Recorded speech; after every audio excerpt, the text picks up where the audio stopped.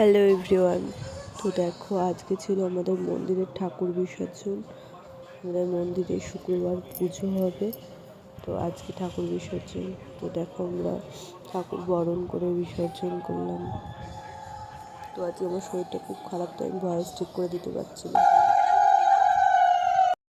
তো দেখো, আমরা সবাই এখানে বসে আছি, এরপর বরণ করব। আমার মাও এসেছিল।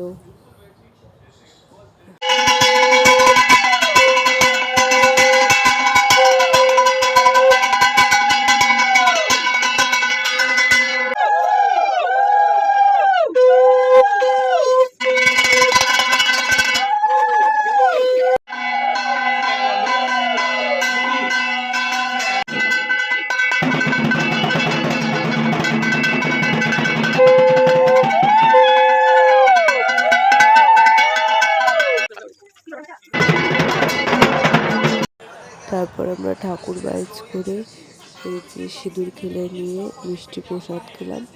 তারপরে বাড়ি চলে আসলাম। তো আজকে আমার শরীর খারাপ, তাই গলা দিয়ে ঠিক করে আওয়াজ বেরোচ্ছে না।